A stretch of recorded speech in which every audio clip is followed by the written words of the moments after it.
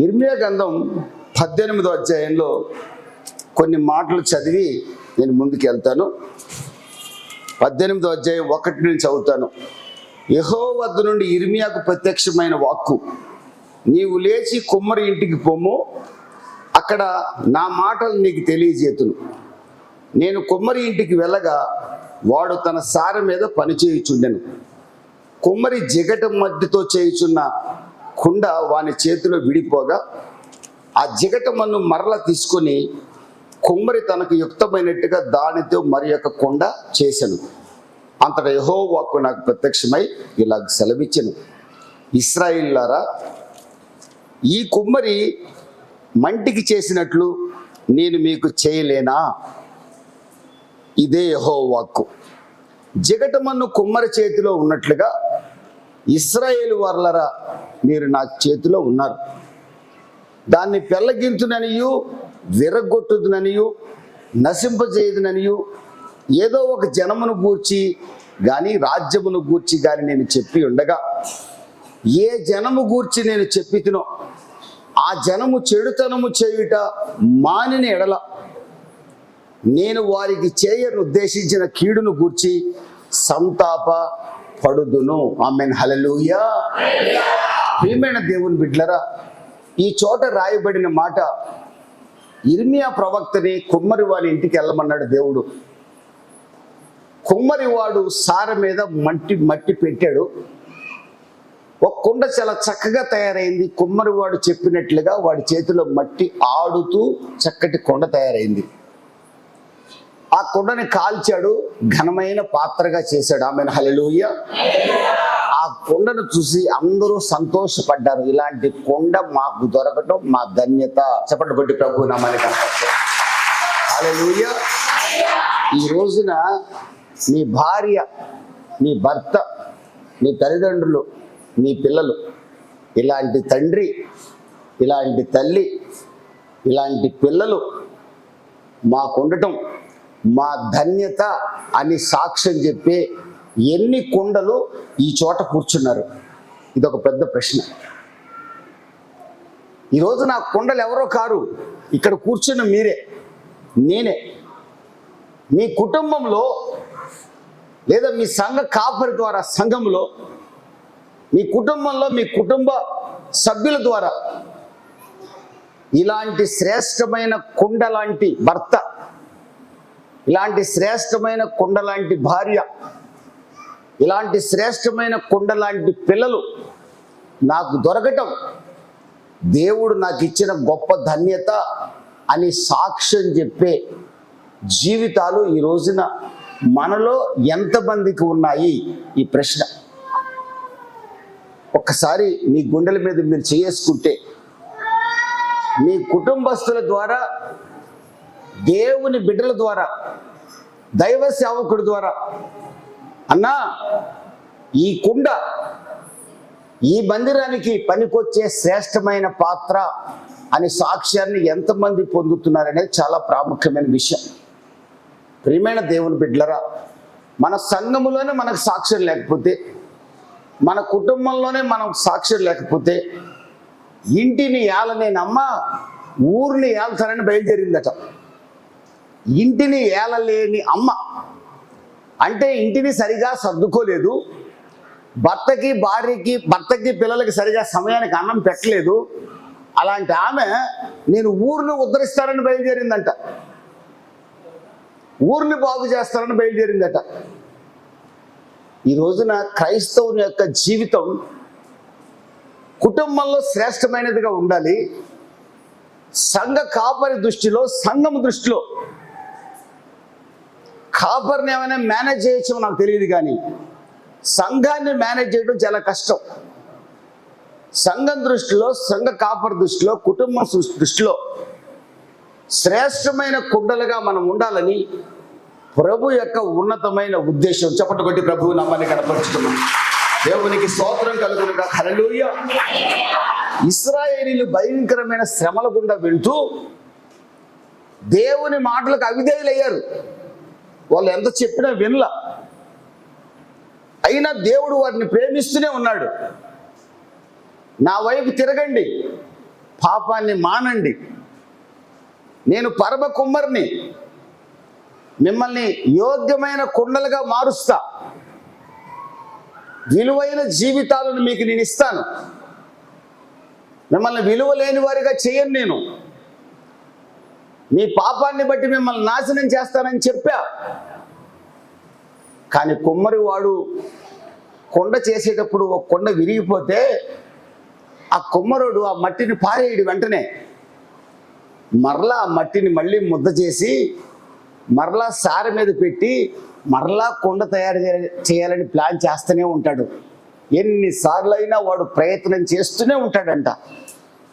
ఇర్మియా, కుమ్మరు వాడు జిగట మన్నునే పారేయకుండా పలుమార్లు కొండ చేయాలని ప్రయత్నం చేస్తుంటే, ఇశ్రాయేలీయులారా, ఈ మందిరంలో కూర్చున్న వారులారా, మీరు ఎంత విలువైన వారంటే, మీరు నా పోలికగా, నా స్వరూపమందు, నా స్వభావము చొప్పున మీరు నిర్మించబడిన వారు. దేవునికి స్తోత్రం కలుగును గాక. హల్లెలూయా. ఆదికాండం 1వ అధ్యాయం 26, 27 వాక్యాల ప్రకారం దేవుడు తన స్వరూపమందు తన పోలిక చొప్పున మానవుని సృష్టించాడు. మానవ యొక్క నాసికా రంధ్రాల్లో జీవవాయువును ఊదితే వాడు నరుడయ్యాడు. ఈ రోజున ఇశ్రాయేలీయులారా, ఈ రోజున ఇక్కడ కూర్చున్న దేవుని బిడ్డలారా, మీరు నేను తల్లిదండ్రులు కలిస్తే పుట్టిన వాళ్ళమేం కాదు. తల్లిదండ్రులు కలిస్తే పుట్టాలని ఏమి లేదు. ఎంతో మంది తల్లిదండ్రులు కలుస్తున్నారు, బిడ్డలు లేక అల్లాడిపోతున్నారు. తల్లిదండ్రుల కలయిక ద్వారా బిడ్డలు పుట్టారు అనుకోవడం వెరితనం. అట్లాంటి హన్నా జీవితంలో బిడ్డలు లేక అల్లాడింది. తన భర్త బాక్సింగ్ ప్లేయరు, సంవత్సరంలో మంచి బాక్సింగ్ బిడ్డ పుడతాడు అనుకుంది. బాక్సింగ్ ప్లేయర్ 10 ఏళ్ళు 15 ఏళ్ళు అయినా బిడ్డను పుట్టించలేకపోయాడు. బిడ్డను పుట్టించడం దేవుడి చేతిలో ఉంది. చప్పట్లు కొట్టి ప్రభువు నామాన్ని కనపరుచుకున్నాం. హల్లెలూయా. బిడ్డ కలగడం దేవుని చేతిలో ఉంది. మనుషులు, డాక్టర్లు ఏం చేయలేరండి. డాక్టర్లు ఇచ్చే మెడిసిన్ పనిచేయాలన్నా దేవుడు కార్యం చేయాల్సింది. ఆమెన్. హల్లెలూయా. డాక్టర్లు ఇచ్చే ఇంజెక్షన్ వర్కౌట్ కావాలన్నా దేవుడు కార్యం చేయాల్సింది. ఆమెన్. హల్లెలూయా. ఎవడు చేయలేడండి, ఎవడు చేయలేడు. బిడ్డ పుట్టాలన్నా, పెళ్లి కావాలన్నా, సంసారం జరగాలన్నా, ఆఖరికి వండుకున్న అన్నం తినాలన్నా దేవుని కృప ఉండాలి. దేవునికి స్తోత్రం కలుగును గాక. హల్లెలూయా. అన్నం వండి అక్కడ పెట్టారంట, భార్య ప్లేట్లో తెచ్చింది, ఈ లోపల భర్త చనిపోయి ఉన్నాడు. ఊళ్ళో వాళ్ళు అంటున్నారంట, ఈరోజు బియ్యం మీద అతని పేరు రాసి లేదన్నారంట. బియ్యం మీద అతని పేరు రాసి లేదు కాదు, అతనికి ఆ రోజు భోజనం తినే ఆ అవకాశం దేవుడు అతనికి ఇవ్వాల. అక్కడితో అతని యాత్ర ముగిసిపోయింది. ప్రియమైన దేవుని బిడ్డలరా, మనం చింతిస్తాము. నేను కూడా చింతిస్తాను కొన్ని సందర్భాల్లో. కానీ చింతపట్టు వల్ల ఎలాంటి ప్రయోజనం లేదు. కార్యాన్ని చేయగలిగిన వాడు దేవుడే. దేవునికి స్తోత్రం కలుగును గాక. హల్లెలూయా. మనం అంటే ఎందుకు ఆయనకి అంత ప్రేమ తెలుసండి. తన పోలికగా, తన స్వరూపమందు, తన నాసికా రంధ్రాలు, తన ప్రాణాన్ని మనకు ఊది జీవాత్మను చేశాడండి. 139వ కీర్తనలో కీర్తనాకారుడైన దావీదు అంటాడు, 6వ వాక్యంలో అంటాడు, కీర్తన అంతా కూడా చాలా చక్కగా రాయబడింది. 6 నుండి 8 వాక్యాలు అంటాడు, దేవా నన్ను నిర్మించిన రీతి చూడగా, నీవు నన్ను నిర్మించిన రీతి చూడగా నాకు ఆశ్చర్యం కలుగుతుంది అంటాడు. మానవ శరీరాన్ని దేవుడు నిర్మించిన రీతి చూస్తే కీర్తనకారుడికి ఆశ్చర్యం కలుగుతుందట. నా ఆలోచన పుట్టక ముందే ఎరిగిన దేవుడు ఆయన నరుణ్ణి తన పోలికగా చేసుకున్నాడు. మంచి పాత్రలుగా మిమ్మల్ని నన్ను తయారు చేయాలని దేవుని యొక్క ఆశ. ఆమెన్. హల్లెలూయా. మంచి పాత్రలుగా మనం ఉన్నామా? నేనున్నానా? ప్రశ్న. నేను ఎంతమందికి ప్రయోజనకరంగా ఉన్నాను? దేవుడు నన్ను ఏ ఉద్దేశంతో ఈ భూమి మీదకి తెచ్చాడో ఆ ఉద్దేశాన్ని నెరవేర్చేవాడిగా నేనున్నానా అని ప్రశ్నించుకోవాల్సిన అవసరం ఉంది. ఇర్మియా 29:11 అంటాడు, దేవుడికట మన మీద గొప్ప ఉద్దేశం ఉందట. ఆయన పోలికగా సృష్టించుకున్న నా మీద, ఆయన పోలికగా సృష్టించుకున్న మీ మీద దేవునికి ఒక మంచి ఉద్దేశం ఉందటండి. ఏంటో తెలుసండి? దేవుని పనిలో యోగ్యమైన పాత్రలుగా చేయాలని. చప్పట్లు కొట్టి ప్రభు నామాన్ని కనపరుచుకున్నాం. మంచి పాత్రలుగా మిమ్మల్ని నన్ను మార్చాలని, మన కుటుంబంలో పనికొచ్చే యజమానుడిగా, పనికొచ్చే యజమానురాలిగా, విలువైన పిల్లలుగా, విలువైన సంఘ కాపరిగా, విలువైన సువార్థికుడిగా, విలువైన విశ్వాసులుగా మిమ్మల్ని మార్చాలనేది దేవుని యొక్క ఉద్దేశం అండి. ఆమేన్, హల్లెలూయా. మీకు ఆస్తులు అంతస్తులు అవన్నీ తర్వాత ప్రభు ఇస్తాడు. ఎవరికి ఏం అవసరమో ఇస్తాడు. ఆరోగ్యం తగిన సమయంలో ఆయన ఇస్తాడు. కానీ మొట్టమొదటిగా తన పోలికగా సృష్టించబడిన మీ మీద, నా మీద దేవునికి ఉన్న ఉద్దేశం ఏంటో తెలుసండి? ఆయన మందిరానికి పనికొచ్చే పాత్రలుగా మనం ఉండాలని. ఆమేన్, హల్లెలూయా. ప్రియమైన దేవుని బిడ్డలారా, ఈరోజు ఆదివారం దేవుని మందిరంలో కూడి ఉన్న మనలో ఎంతమంది ఆయన పనికి పనికొచ్చే పాత్రలుగా ఉన్నాం? పనికిరాని పాత్రలుగా ఉన్నామా? పనికొచ్చే పాత్రలుగా ఉన్నామా? మనల్ని పనికొచ్చే పాత్రలుగా చేయలేని దేవుని యొక్క ఉద్దేశం. దేవుడు పరమ కుమ్మరి, మనం జిగట మన్ను. ఈరోజు కూడా అక్క, ఈరోజు కూడా తమ్ముడు, God is waiting for you. నీ కొరకు దేవుడు ఎదురు చూస్తున్నాడు. నా కొరకు దేవుడు ఎదురు చూస్తున్నాడు. నన్ను ఒక మంచి పాత్రగా చేయాలని ఆయన ఆశ. ఇంకా మంచి పాత్రగా, మీ సేవకుడిని ఇంకా ఘనమైన పాత్రగా చేయాలని దేవుడు ఆశ. మిమ్మల్ని ఇంకా ఘనులుగా చేయాలని దేవుని ఆశ. మిమ్మల్ని ఇంకా ఉన్నతమైన స్థాయికి తీసుకెళ్లాలని నేను ఆరాధిస్తున్న యేసు ఆశ. థ్యాంక్ యూ జీసస్, హల్లెలూయా, హల్లెలూయా. ఆయన ఆశ నెరవేర్చుదామా? ఆయన ఆశ నెరవేర్చుదామా? ఆయన మనల్ని ఇంకా పారేయలేదు బయట. కుమ్మరోడు మట్టి ఇసిరేయలే, ఇంకా ఆయన చేతిలోనే ఉంది. ఆయన ఏమన్నాడు తెలుసా? ఒరే విధేయుడు కారా, నా మాట వినరా, నీకు దండం పెడితే నా మాట వినరా అంటున్నాడు ప్రభు. యెషయా గ్రంథం 65వ అధ్యాయం 2వ వాక్యంలో రాయబడి ఉంది, లోబడనొల్లని ప్రజల కొరకట దీవారాత్రంలో ఆయన చేతులు చాపుతూనే ఉన్నాడట. లోబడనొల్లని ప్రజల కొరకు చేతులు చాపి పిలుస్తూనే ఉన్నాడట. నాకు లోబడండి, మిమ్మల్ని మంచి పాత్రగా చేస్తా. నాకు లోబడండి, మీ కుటుంబంలో విలువైన వ్యక్తిగా నిన్ను మారుస్తా. నాకు లోబడు, మీ సంఘంలో విలువైన విశ్వాసిగా నిన్ను మారుస్తా. నాకు లోబడు, విలువైన సేవకుడిగా నిన్ను చేస్తారని ప్రభు దీవరాత్రాలు పిలుస్తూనే ఉన్నాడటండి. లోబడనొల్లని ప్రజల కొరకు దీవరాత్రాలు ఆయన చేతులు చాపి పిలుస్తూనే ఉన్నాడు. బూదిగంత నివాసురాల రక్షణ పొందడని పిలుస్తూనే ఉన్నాడు. రక్షణ పొందిన మనల్ని యోగ్యమైన పాత్రలుగా మారుస్తాను, సారు మీద పెడుతున్నాను, మంటి అయిన మిమ్మల్ని. కుమ్మరోడిని అయినా నేను చెప్పినట్టు వినండిరా, నేను చెప్పినట్టు తిరగండిరా. పదో తరగతి కూడా చదువుకోలేదు, ఆడు చెప్తే మీ వినేది ఏంటి? మా మధ్య పెరిగిన పిల్లోడు ఇశ్రాయేలు, అతని మాటలు మేము వినేది ఏంటి? అసలు మా కులం ఎక్కడా? చెప్పేవాడు కులం ఎక్కడా? మేమంటే ఏమనుకుంటున్నారు? వాళ్ళ మాటలు మేము వినేది ఏంటి? అసలు ఈ పాలమేద దేవుడు హైదరాబాద్ నుంచి వచ్చినాడు, మా పల్లెటూరు వాళ్ళ కష్టాలు ఇడికేం తెలుసు, ఏం చెబితే మేము వినేది ఏంటి? అబ్బో మా కష్టాలు అనుకుంటే కానీ తెలియదు అనుకునేవాడు ఒకడు. మీ కష్టాలని నేను పడ్డా, మీ కష్టాలని నాకు తెలుసు. నా ప్రభువుకి ఉండటానికి గుడిసె లేదు, నక్కలకు బొరియలు, ఆకాశ పక్షుల నివాసాలు, మనిషి కుమారుడికి తలదాచుకున్నట్టుకు చోట్లేదు.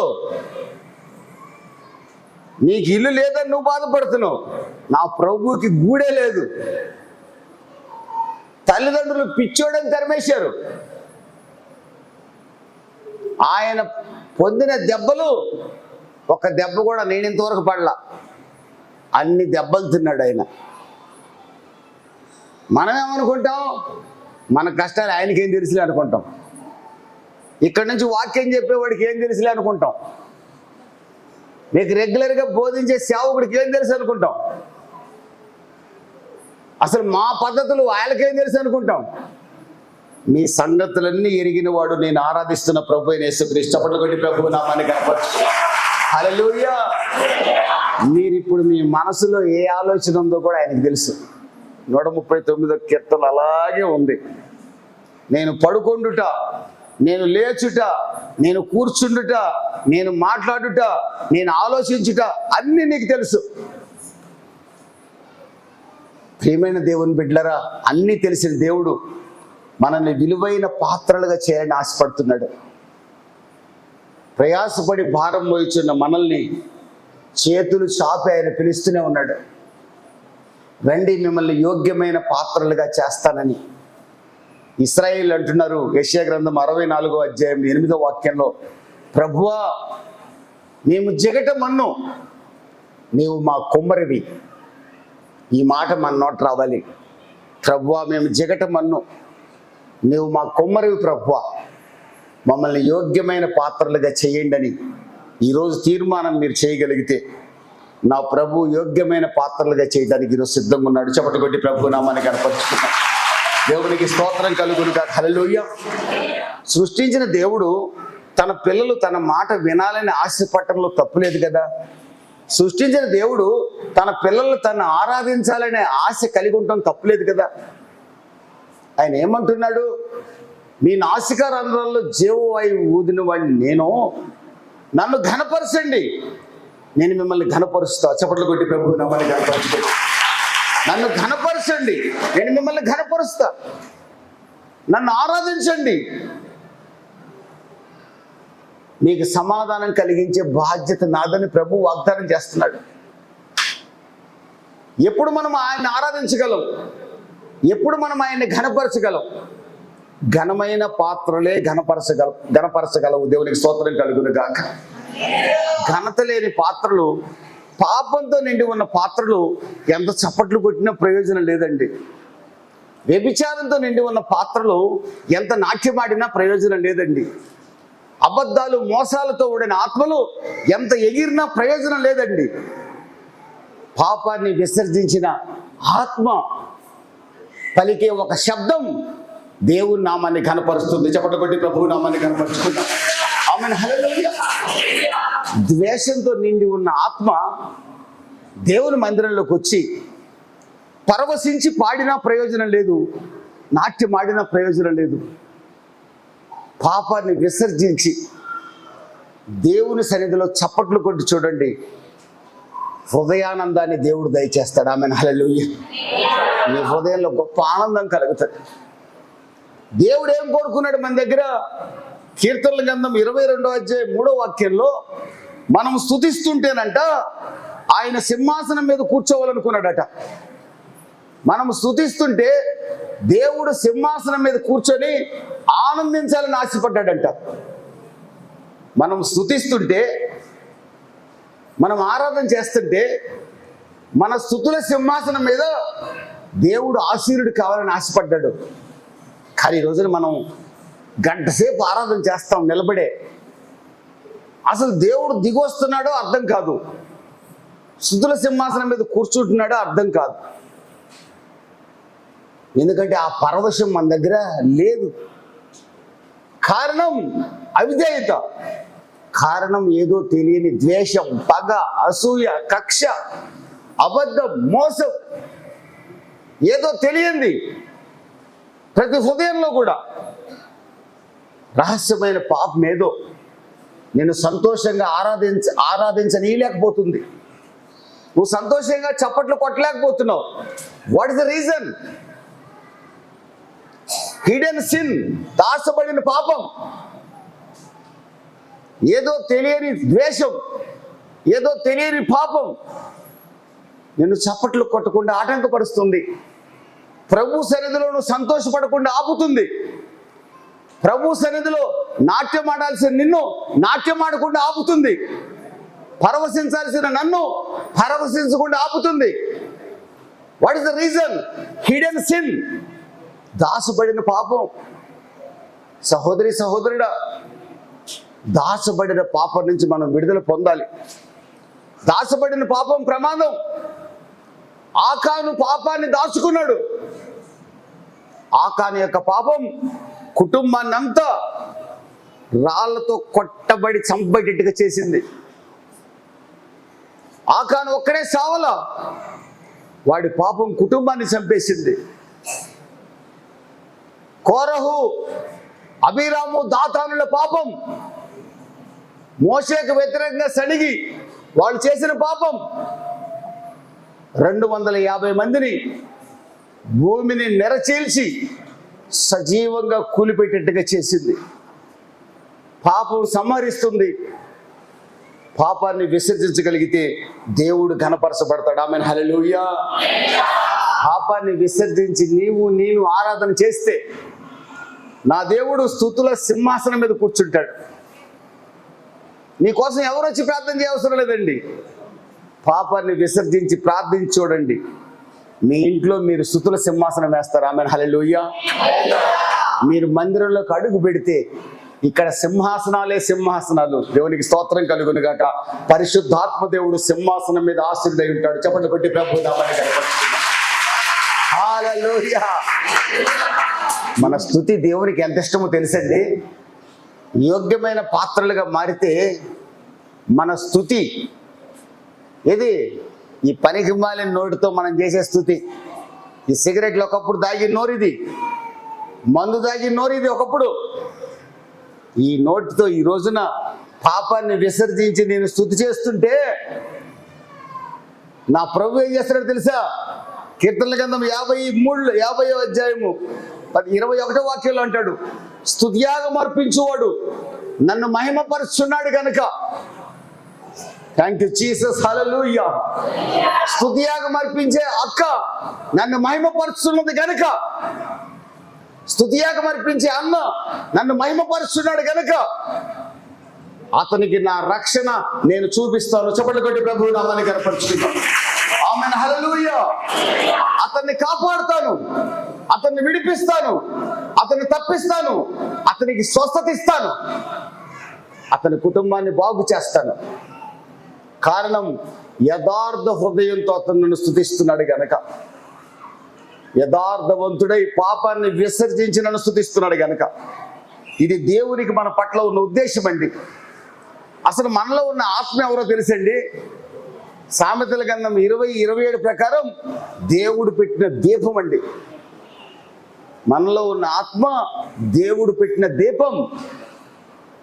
మీ కొడుకులో మీ ఆత్మ లేదండి, మీ కూతురులో మీ ఆత్మ లేదు. ఏ ఆత్మ ఉంది? దేవుని ఆత్మ.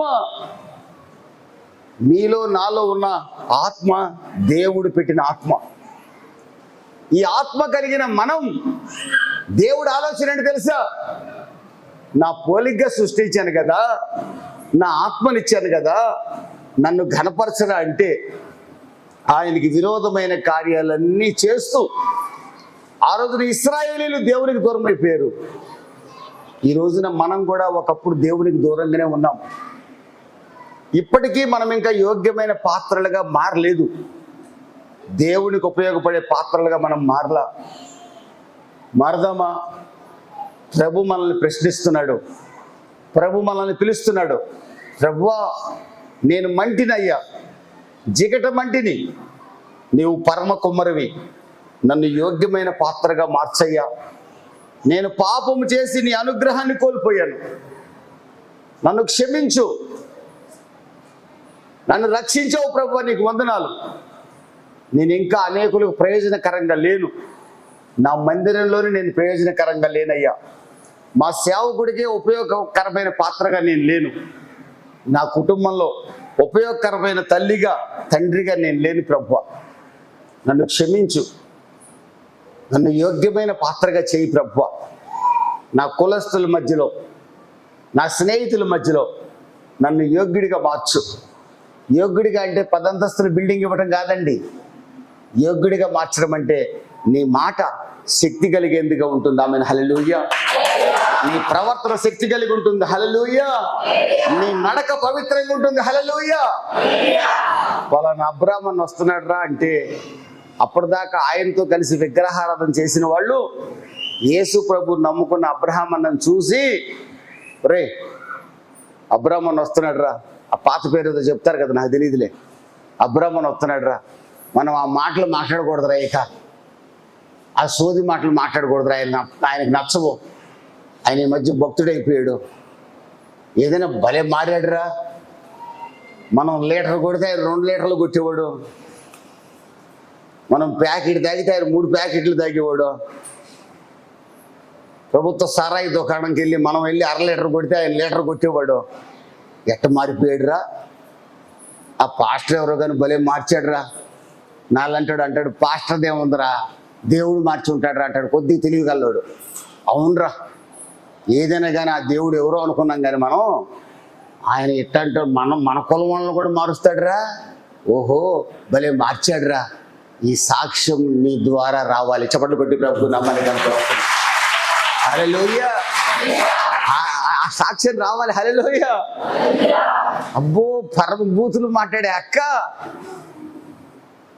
ఈ మురికి మూసీ నదిలో బాప్తిసం పొందిన వెంటనే ఊళ్ళోకి వెళ్తే అక్కను చూసి, ఏమరా మొహం ఏదో వెలిగిపోతుందే, మొన్నటిదాకా వికారంగా ఉండేది మొహము, నలుపు రంగు అయినా కానీ మొహం కళకళలాడిపోతుంది ఈరోజు అని తోటి నీ అక్క చెల్లెళ్ళు నీ చుట్టుపక్కల సాక్ష్యం చెప్పాలి.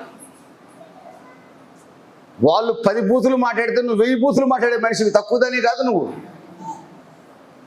అలాంటి నీ మాటను చూసి, భర్తతో నువ్వు ఉండే పద్ధతిని చూసి, పిల్లలను నువ్వు పెంచే విధానాన్ని చూసి, కోడలు నువ్వు ప్రేమించే విధానాన్ని చూసి, అల్లుడిని నువ్వు ప్రేమించే విధానాన్ని చూసి, నీ కులస్తులు, నీ చుట్టుపక్కల నీ బంధువులు ఇశ్రాయేలు దేవుడిని కనపరచాలి. చప్పట్లు కొట్టి ప్రభు నామాన్ని కనపరుచుకున్నాం. అదండి అప్పుడంటే యోగ్యమైన పాత్ర అంటే, అప్పుడు యోగ్యమైన పాత్ర అంటే నీ ఇశ్రాయేలుని దేవుడు యోగ్యమైన పాత్రగా మార్చాడు, ఇంకా మార్చాలి. మిమ్మల్ని అందరినీ ఇక్కడే సమకూర్చే సాధనంగా బిడ్డను వాడుకున్నాడు, ఇంకా వాడుకోవాలి. ఆ బిడ్డ కూడా ప్రార్థన చేయాలి, ఏమని, ప్రభువా నేను జిగటం మన్ను, నీవు కుమ్మరివి, నేను ఇంకా యోగ్యమైన పాత్రగా లేనయ్యా, నన్ను అనేకులకు యోగ్యమైన పాత్రగా మార్చండి. Amen hallelujah.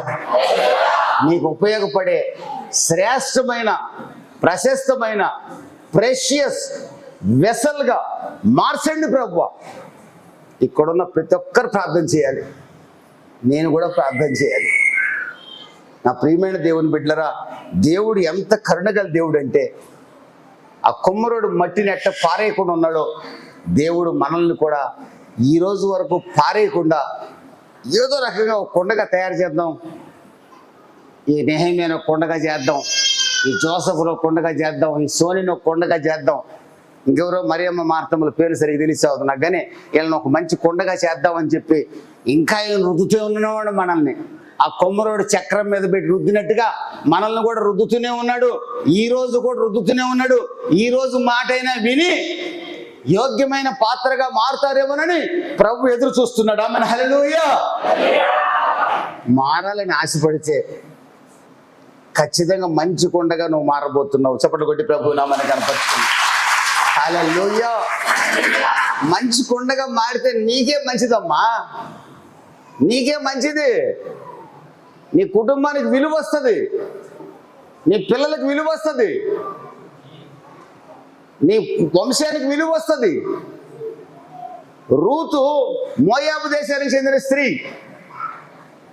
సమరయ స్త్రీ, 6 కుటుంబాలు పాడు చేసిన స్త్రీ. సౌలు బహు దుర్మార్గుడు, నరహంతకుడు.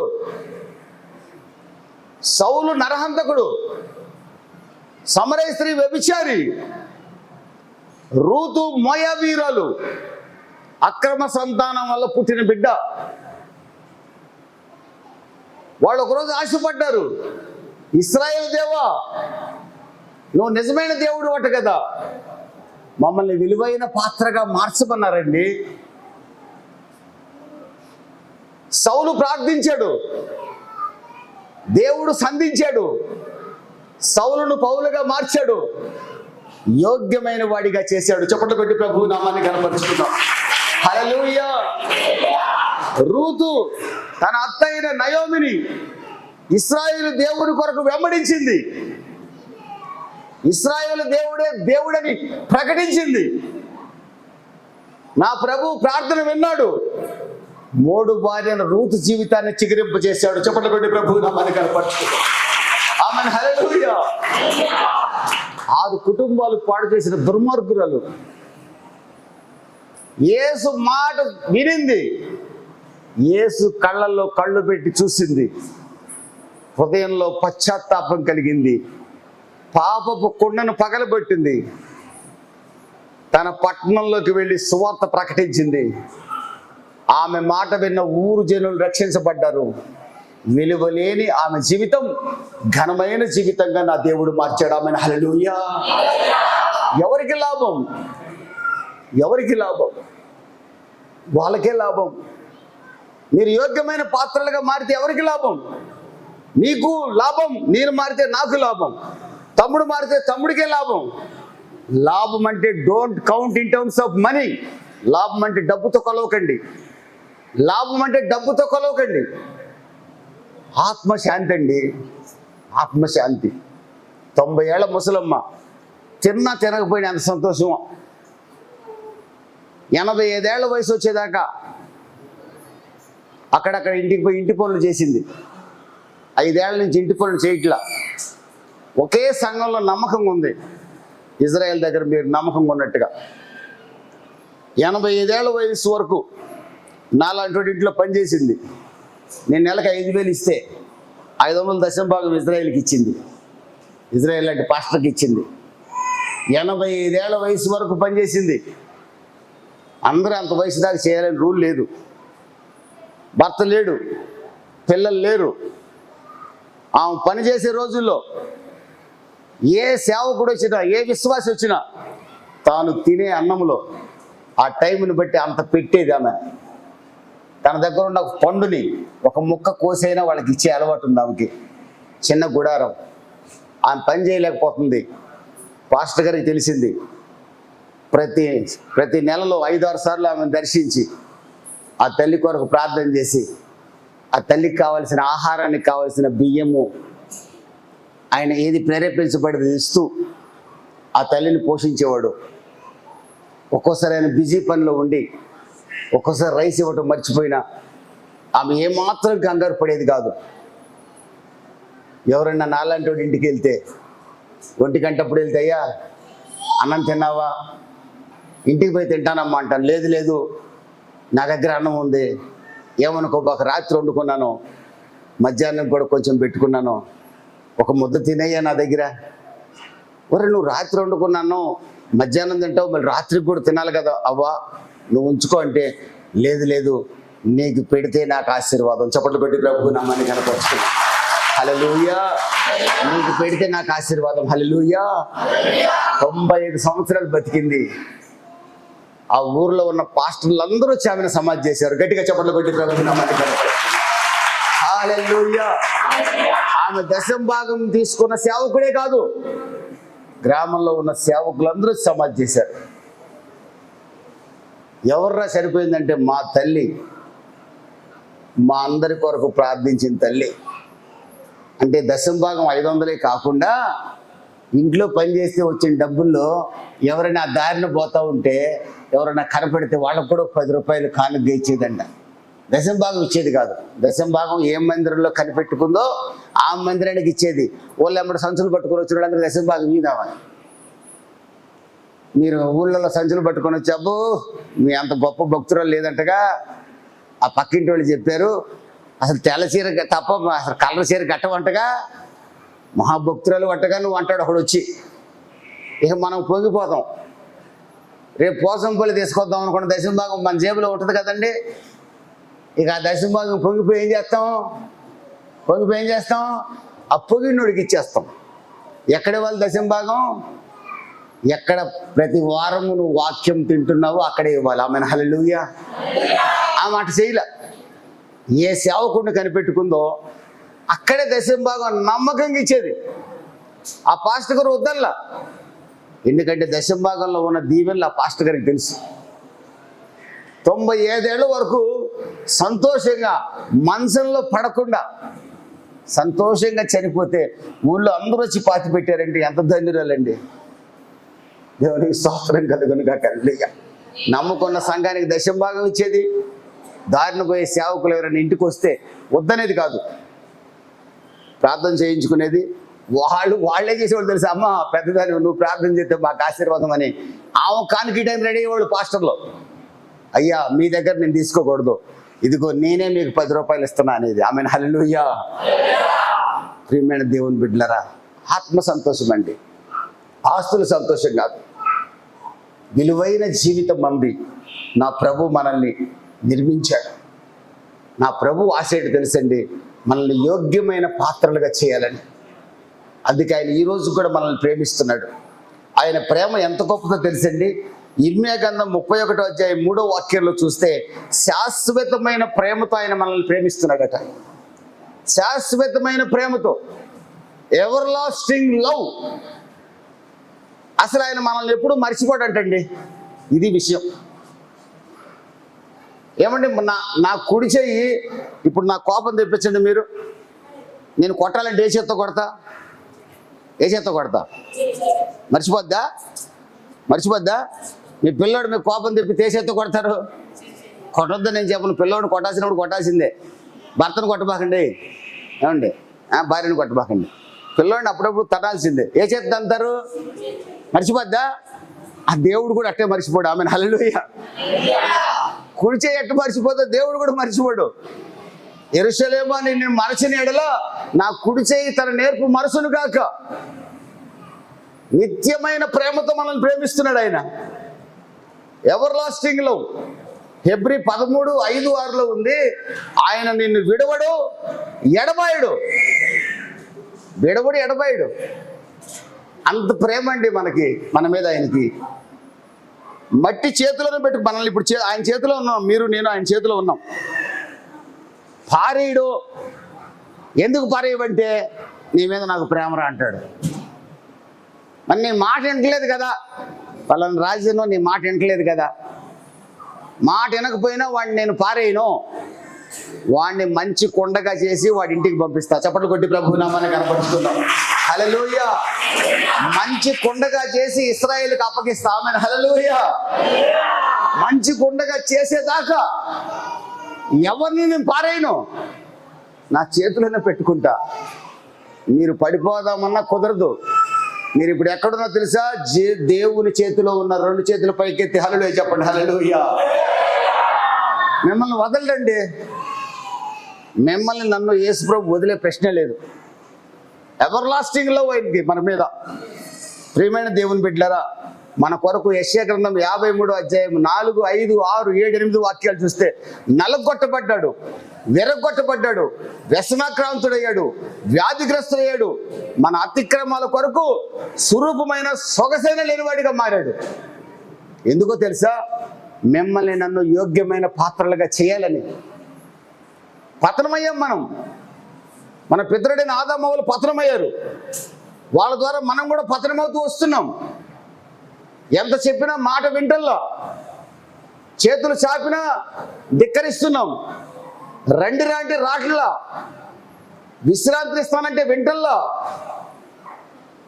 నా మాట వినమని బతిమలాడితే వినేవాళ్ళు తక్కువైపోయారు. యేసు ప్రభువా, దేవుడా, బుద్ధిలేనుడు అనేవాళ్ళు ఎక్కువయ్యారు. నమ్మినోడు కూడా నమ్మకంగా బతకట్లా. దేవుడు ఇవన్నీ చూసి కూడా దరిద్రుడిని పారేయట్లేదండి. ఈరోజు కూడా మిమ్మల్ని నన్ను పారేయలేదు. ఆమేన్ హల్లెలూయా. ఇంకా మనం ఆయన చేతిలో ఉన్నాం. కొండగా మార్చబడదామా?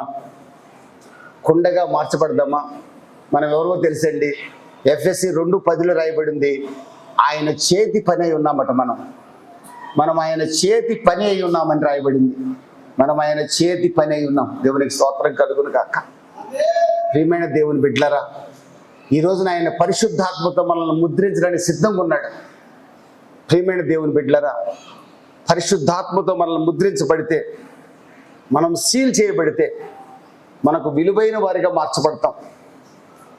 ఎప్పుడు మనం యోగ్యమైన పాత్రలుగా మారగలమో తెలుసండి, మనలో దాచబడిన పాపాన్ని ఒప్పుకుంటే.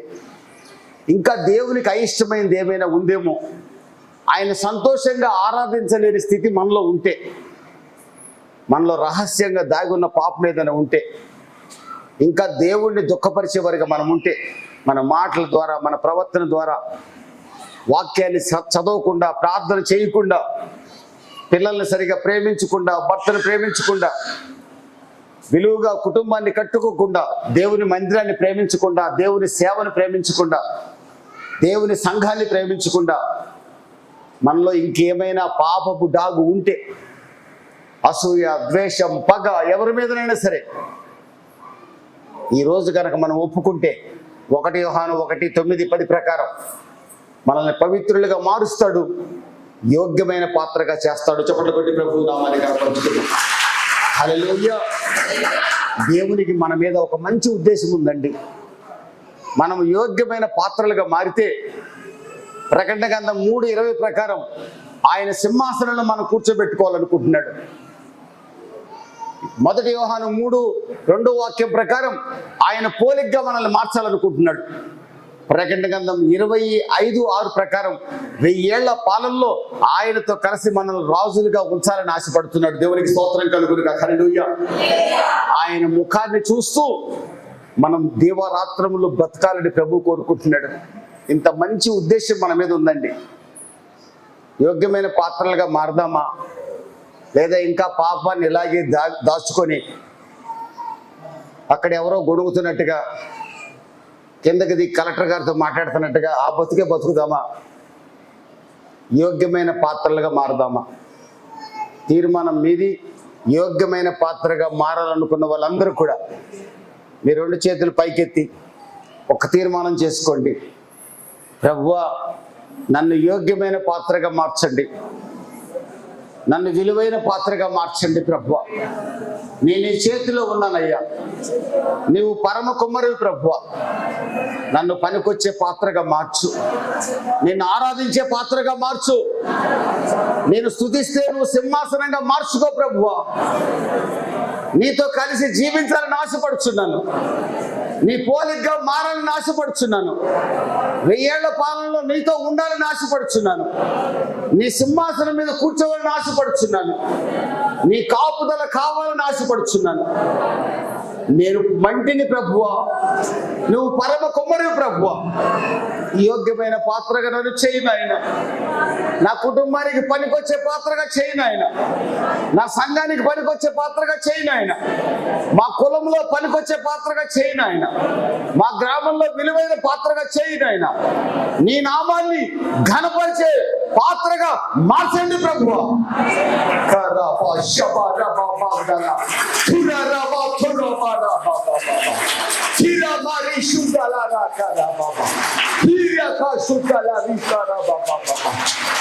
ఈ నామాన్ని ఘనపరిచే పాత్రగా, విలువైన పాత్రగా, యోగ్యమైన పాత్రగా నన్ను మార్చు ప్రభువా, నన్ను మార్చు ప్రభువా. విలువలేని నా బ్రతుకుని మార్చు, యోగ్యమైన పాత్రగా మార్చు ప్రభువా. సహాయం చేయి ప్రభువా. తీర్మానం చేస్తావా? తీర్మానం చేస్తావా? నిన్ను ప్రార్థనలో దైవ సేవకుని నడిపిస్తారు.